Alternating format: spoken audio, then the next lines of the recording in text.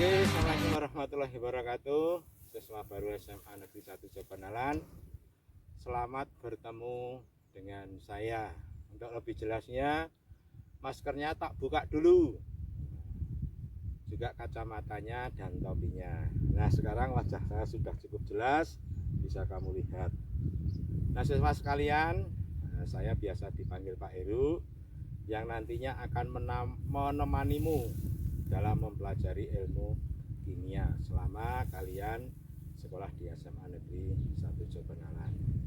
Oleh pihak sekolah pada tahun pelajaran 2020-2021, Pak Heru diberi tugas untuk menemanimu mempelajari ilmu kimia di kelas 10. Kelas 10 IPA 1, IPA 2, IPA 4. Oke anak-anakku, nah sebelum kita bicara lebih jauh, perkenankanlah saya untuk memperkenalkan diri. Saya biasa dipanggil Pak Heru. Rumah saya cukup jauh, yaitu dari sekolah kamu jaraknya kurang lebih 25 km. Jadi tepatnya di Desa Keron Tropeton Pedan. Jadi dari Pedan masih kurang lebih 1 kilo ke arah Juwiring. Jadi cukup jauh rumah saya. Mengajar di SMA Jogonalan ini sudah cukup lama, yaitu sejak tahun 90. Padahal SMA Jogonalan berdirinya tahun 90. Jadi sejak SMA Jogonalan berdiri, saya sudah mengabdi di SMA Negeri 1 Jogonalan kurang lebih 30 tahun. Untuk hobi biasa kami off-road. Seperti kamu lihat, ini mobil tunggangan saya ini yang untuk kelas ekstrim. Nah, ini kalau kelas ekstrim saya biasanya pakai ini si Orin. Nah, ini yang biasa menemani Pak Heru. Jadi hobinya cukup menantang. Di samping off-road, saya punya hobi yaitu traveling. Nah, kebetulan istriku punya biro perjalanan wisata. Jadi kalau besok kalian wisata bisa menghubungi kami. Jadi nanti termasuk akomodasi, transportasi, konsumsi, dokumentasi, semuanya sudah kami fasilitasi. Nah, anak-anakku, tidaklah berlebihan jikalau kalian harus mengenal ilmu kimia. Karena apa? Ternyata banyak sekali sastra kimia yang selalu kita jumpai dalam kehidupan kita sehari-hari. Yaitu misalnya ketika bangun pagi kalian ke kamar mandi, nah kamu jumpai air. Air ini merupakan kebutuhan yang sangat vital. Air itu zat kimia. Waktu di SMP kamu sudah kenal dengan rumus H2O. Mandi, gosok gigi terlebih dahulu. Pakai odol, pakai sabun, pakai sampo. Bahkan juga di situ ada pembersih kuman. Jadi di kamar mandi ternyata banyak sekali zat kimia. Setelah mandi, kamu berhias diri. Itu pun juga banyak zat kimia.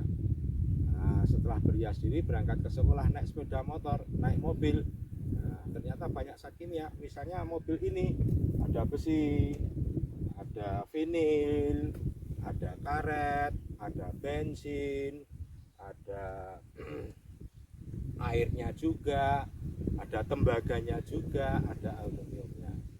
Nah, sampai sekolah ketemu dengan kulit kimia. Pulang makan. Nah, ketika kamu makan pun juga banyak sekali zat kimia yang kamu jumpai. Tidur lagi pakai obat nyamuk. Nah, itu pun juga zat kimia. Jadi tidaklah berlebihan ketika kalian harus mempelajari ilmu kimia. Oke anak-anakku, nah, apa itu ilmu kimia? Seperti sudah kamu ketahui bahwa IPA waktu di SMP itu dibagi menjadi dua, yaitu fisika dan biologi. Ketika di SMA ditambah satu lagi, yaitu ilmu kimia. Saya tidak akan membahas fisika, saya tidak akan membahas biologi. Yang saya bahas nanti adalah kimia. Untuk itu, maka sekali lagi kalian harus memperhatikan keterangan-keterangan dari kami. Yuk kita belajar lebih dalam tentang ilmu kimia. Oke? Nah, sekarang kita akan mengenal ilmu kimia. Dalam pengenalan ilmu kimia ini, kita nanti akan melihat apa manfaat belajar ilmu kimia. Kemudian kita akan melihat juga apa peranan ilmu kimia dalam kehidupan kita sehari-hari. Dan yang ketiga adalah melihat materi. Karena fokus dari pelajaran kimia itu adalah mempelajari materi.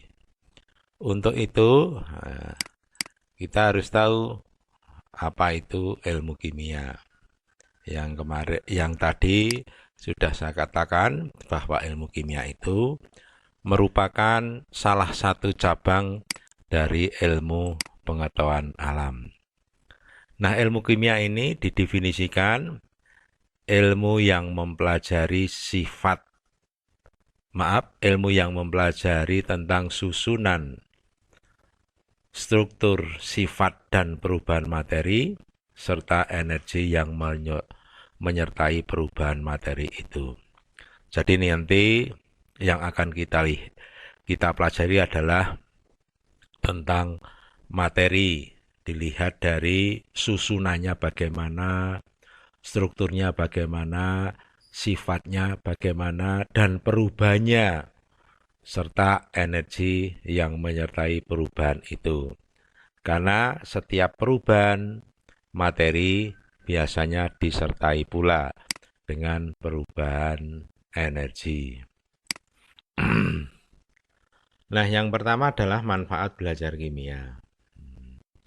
Nah, ketika kita belajar kimia, maka dapat memberikan pemahaman terhadap alam sekitar dan proses yang terjadi. Jadi ketika kita mempelajari kimia, kita bisa melihat, bisa menjelaskan semua fenomena alam yang terjadi. Karena apa? Banyak sekali fenomena alam itu terjadi karena proses-proses kimia.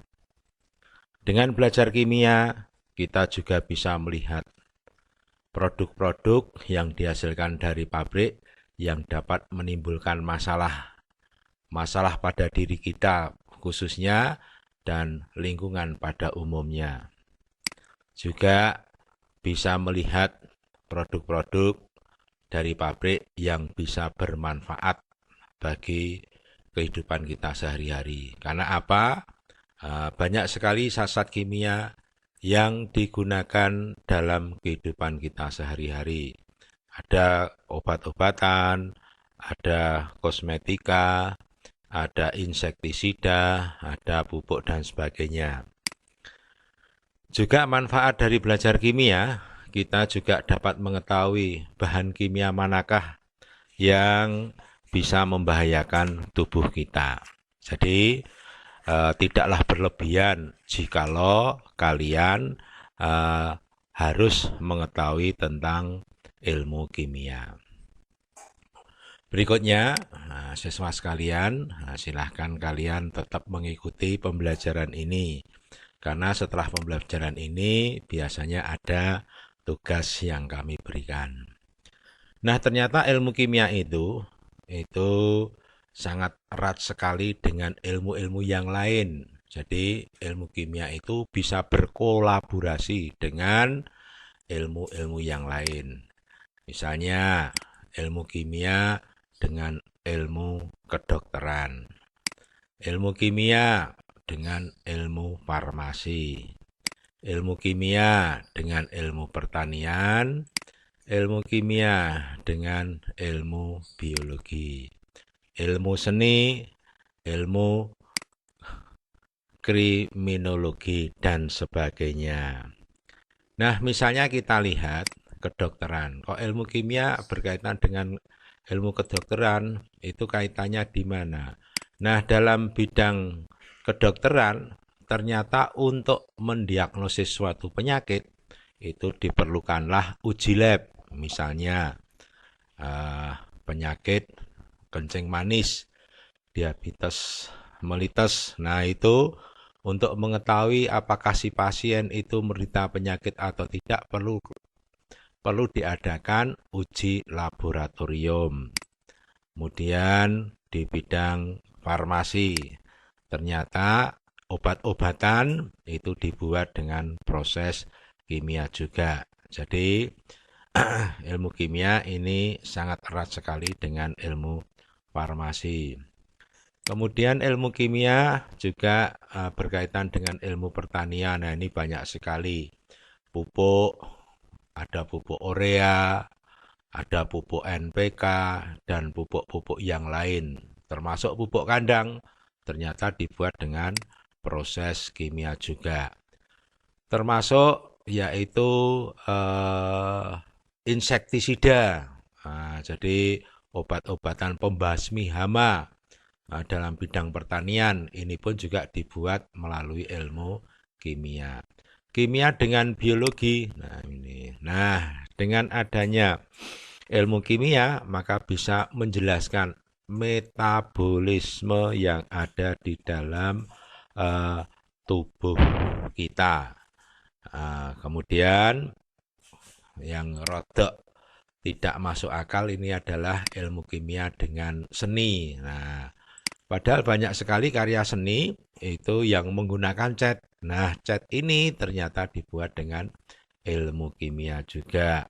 Jadi, ilmu seni ternyata juga menggunakan ilmu kimia juga.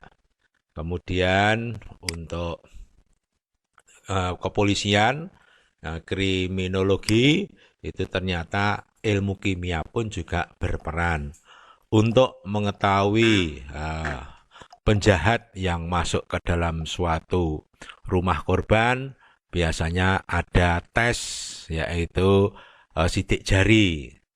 Untuk mengetahui pengguna narkoba ada tes urin.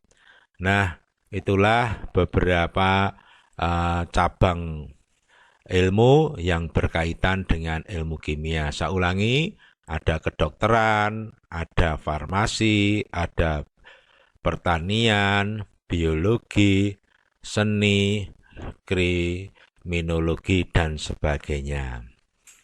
Nah, itulah peranan ilmu kimia dengan ilmu-ilmu yang lain.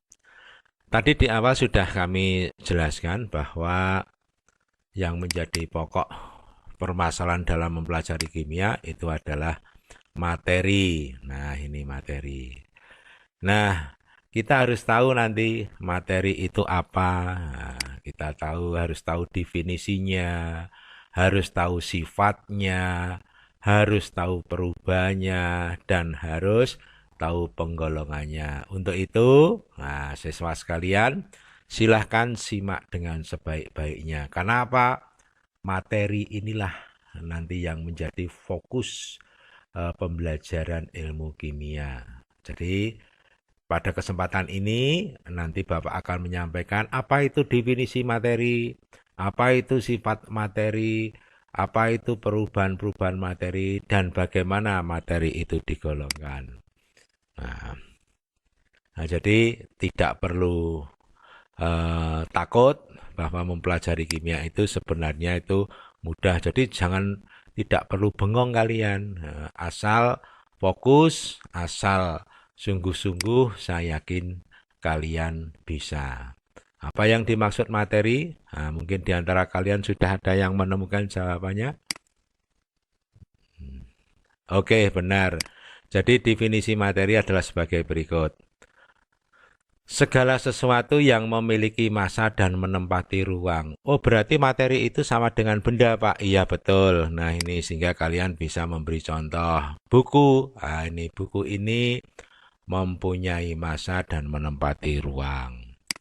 Kemudian, ini nasi dan lauk pauknya. Ini juga termasuk materi. Ini mempunyai massa dan menempati ruang. Ini contoh berikutnya, ini yang paling kalian sukai ini. Ini juga mempunyai massa dan menempati ruang. Ini yang kita sebut dengan uang. Termasuk yaitu awan di langit. Nah, ini. Jadi kalian bisa menyebutkan nanti contoh-contoh materi yang ada dalam kehidupanmu sehari-hari, yang ada di lingkunganmu. Nah, kita lanjut. Adapun sifat-sifat materi itu dibedakan nanti menjadi 4. Nah, sifat yang pertama adalah sifat fisika, yang kedua itu adalah sifat kimia, yang ketiga adalah sifat intensif, kemudian yang terakhir adalah sifat ekstensif. Nah, apa itu sifat fisika? Nah, sifat fisika ini sifat-sifat yang berkaitan dengan keadaan fisis materi. Itu meliputi titik leleh, titik didih, massa, jenis. Berikutnya yaitu adalah sifat kimia. Sifat kimia itu nanti berkaitan dengan perubahan materi menjadi materi yang lain. Jadi mudah tidaknya zat berkarat. Misalnya kenapa besi itu mudah berkarat sedangkan emas tidak mudah berkarat. Kemudian kenapa bensin mudah terbakar sedangkan air tidak dapat terbakar. Jadi nanti berkaitan juga dengan reaktivitas.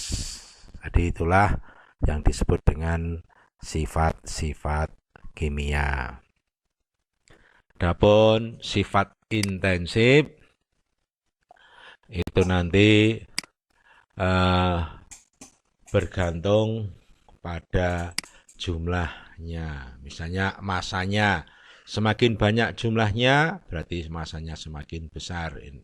Semakin banyak jumlahnya nanti berarti volumenya pun juga semakin besar pula. Nah, ini sifat intensif, bergantung pada jumlah materi.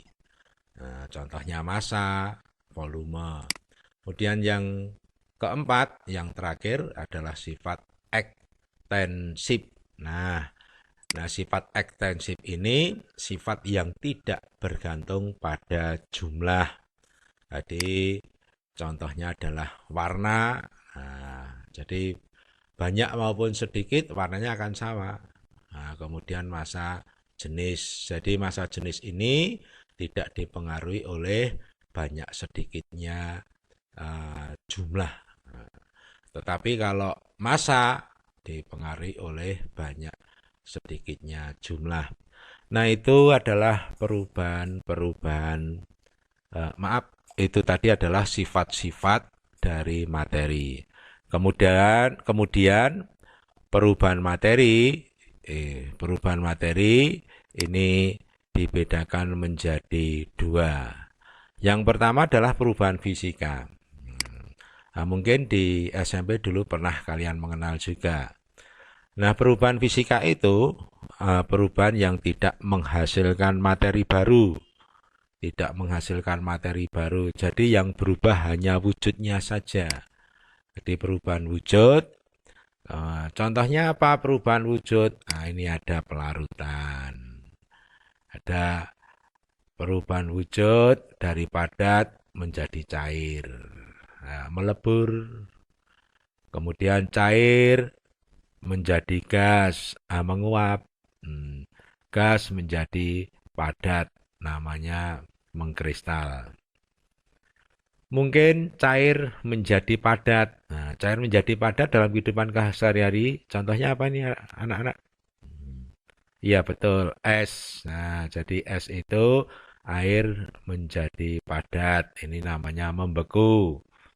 Kemudian padat juga menjadi gas. Contoh dalam kehidupan sehari-hari kita adalah kapur barus. Nah, ini padat menjadi gas. Ini yang biasa kita sebut menyublim.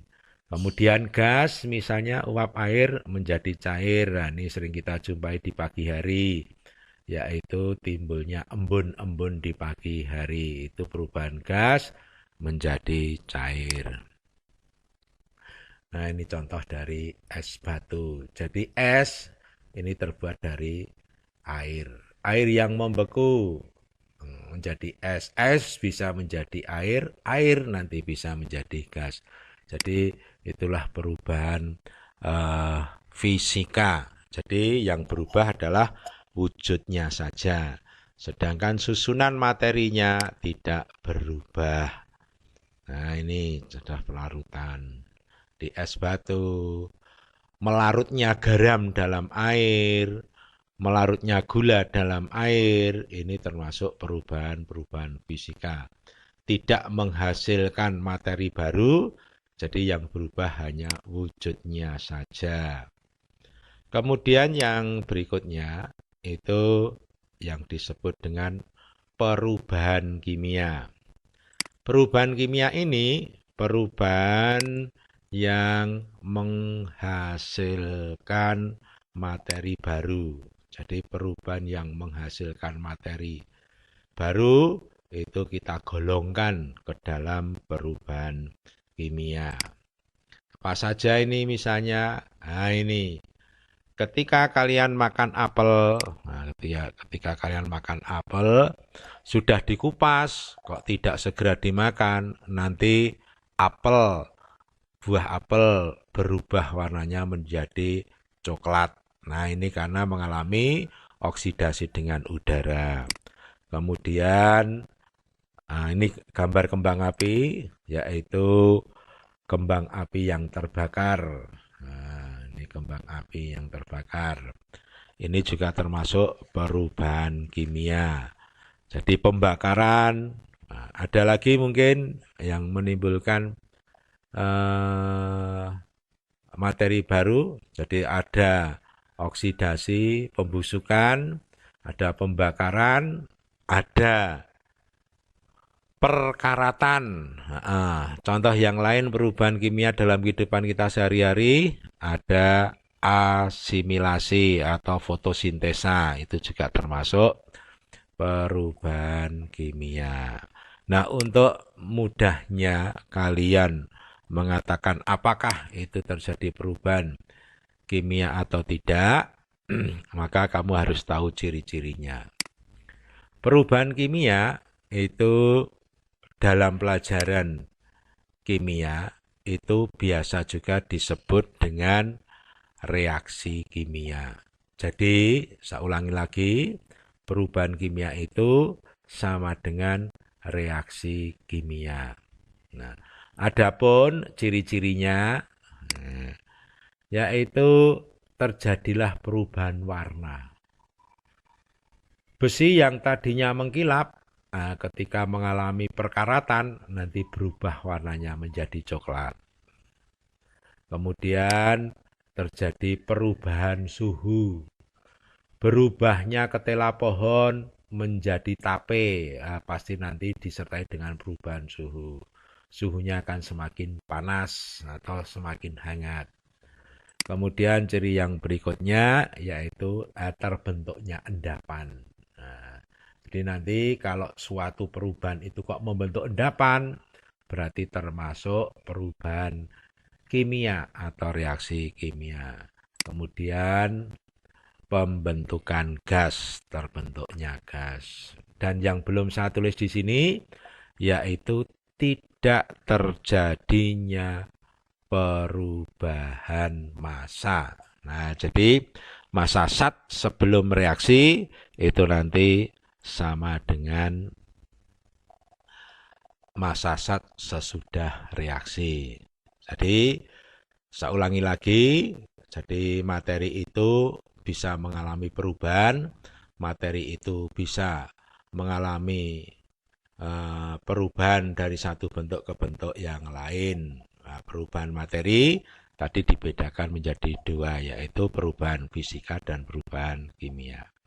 Kita lanjutkan yang berikutnya yaitu penggolongan materi. Jadi penggolongan materi. Materi itu dibedakan menjadi dua, yaitu satunggal dan campuran.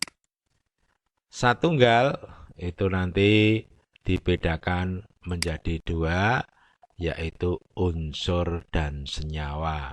Unsur dan senyawa.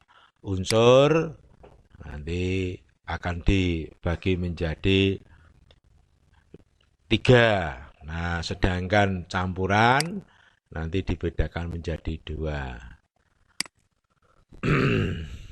Maaf, campuran dibedakan menjadi 3, homogen, heterogen, dan ada koloid nanti. Jadi saya ulangi, campuran pada prinsipnya dibagi 2, yaitu homogen dan heterogen.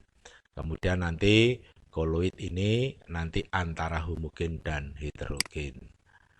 Kemudian unsur itu ada dibedakan menjadi 2. Ada yang membedakan menjadi 2, logam dan non-logam.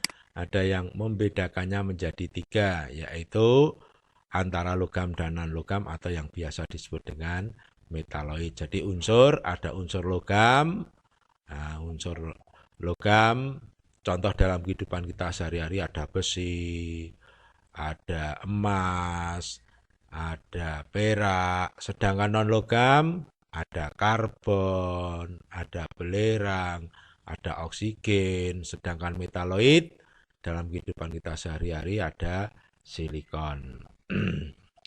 Nah, jadi saya ulangi, materi itu dibedakan menjadi 2, satunggal dan campuran. Satunggal dibedakan lagi menjadi 2, unsur dan senyawa. Unsur dibedakan menjadi 3, logam dan non-logam serta metaloid. Nah, senyawa ini nanti kalau kalian sudah di kelas 11 akan dibedakan lagi menjadi 2, 11 dan 12 nanti, yaitu organik dan anorganik. Sedangkan campuran dibedakan menjadi 2, homogen dan heterogen. Antara homogen dan heterogen itu nanti ada koloid. Kita lanjut.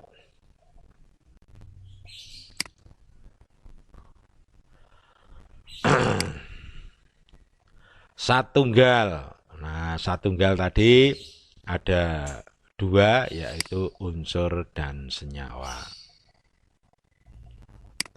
Satunggal itu terdiri yang terdiri dari satu jenis materi.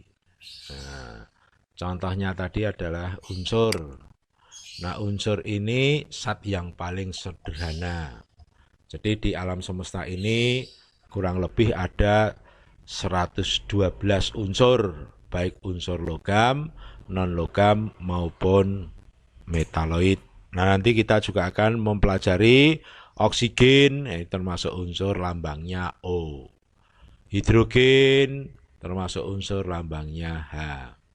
Kemudian tunggal yang berikutnya ini adalah senyawa. Apa itu senyawa? Yaitu satunggal yang terdiri dari beberapa unsur yang berbeda yang menjadi satu. Atau dapat saya definisikan gabungan unsur-unsur yang berikatan kimia. Contohnya air. Nah, air ini ternyata terbentuk dari 2 atom H, 1 atom O. Asam cuka, nah ini terbentuk dari C, H, dan O. Yang ini semua terikat dengan ikatan kimia. Jadi, saya ulangi sekali lagi biar kalian jelas bahwa satunggal itu dibedakan menjadi 2, unsur dan senyawa. Jadi unsur ini merupakan satunggal yang tak dapat disederhanakan lagi. Nah, tidak dapat disederhanakan lagi. Sedangkan senyawa ini satunggal yang terdiri dari beberapa unsur yang menjadi satu. Jadi kalau senyawa masih bisa diuraikan lagi menjadi unsur-unsur penyusunnya. Nah, besok akan kita pelajari lebih lanjut. Berikutnya kita lihat apa itu partikel senyawa. Jadi ini ada beberapa gambar. Ada beberapa gambar A, B, dan C. Nah, gambar A ini gambar molekul air. Jadi yang hitam-hitam ini adalah unsur hidrogennya, yang biru ini, abu-abu ini adalah unsur oksigennya. Jadi dalam satu molekul air ini terbentuk dari 2 atom H, satu atom O. Ingat definisi senyawa tadi, tunggal yang terdiri dari dua unsur atau lebih. Kemudian gambar B ini, gambar B ini yaitu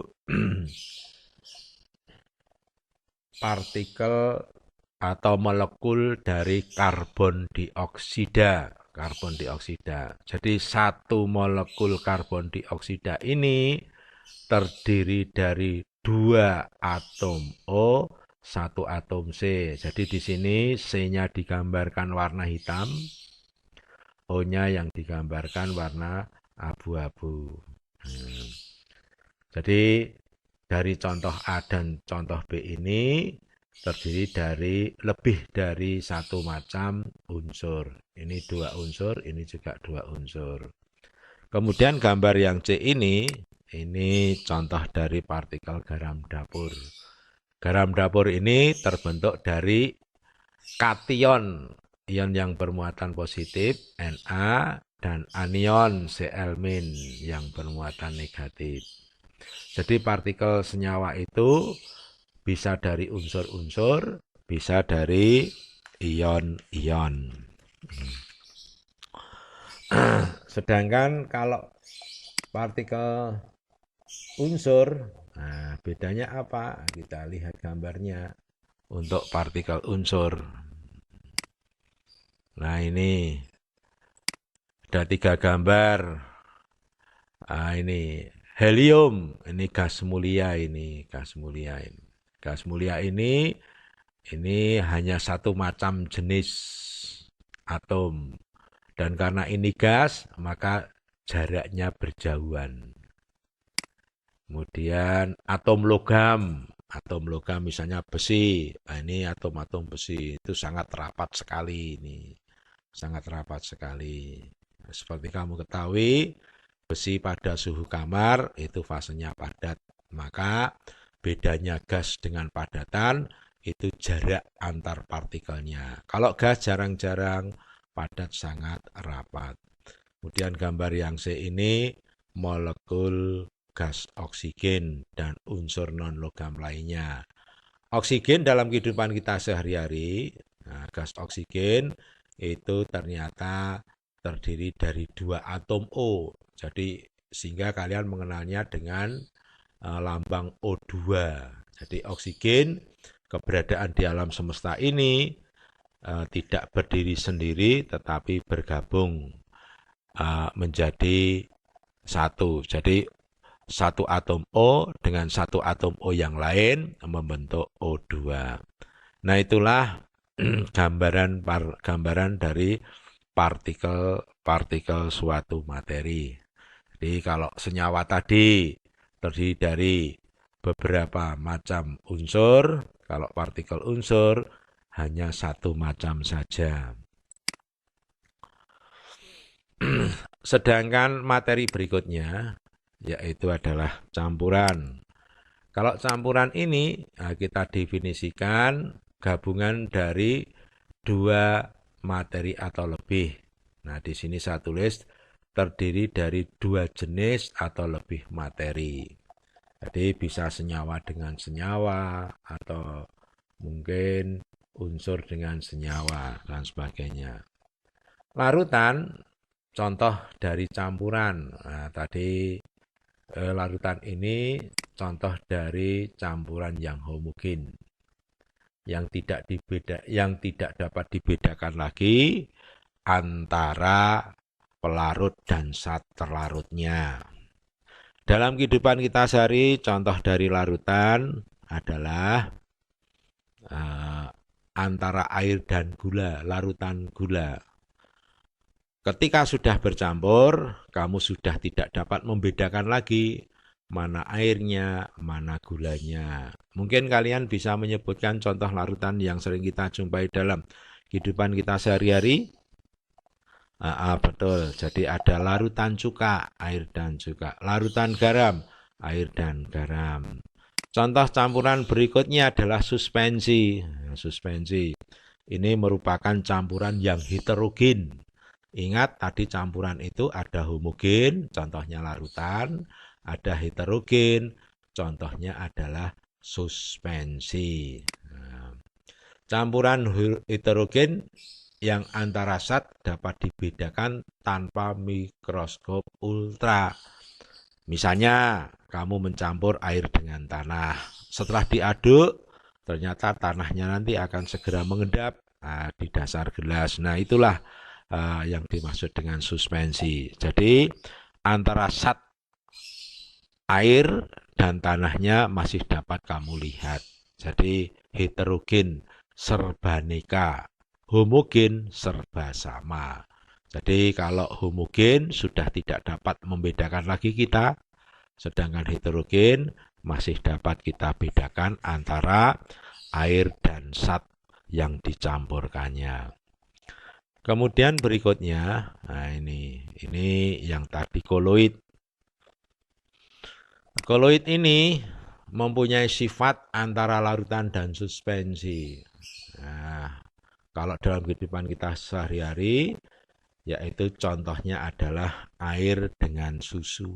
Nah, air dengan susu itu contoh koloid. Kalau diaduk, didiamkan tidak mengendap, tetapi masih dapat terlihat. Nah, jadi sekali lagi campuran itu ada larutan, ada suspensi, ada koloid. Larutan ini contoh dari campuran yang homogen, suspensi dan koloid. Ini termasuk contoh dari larut campuran yang heterogen.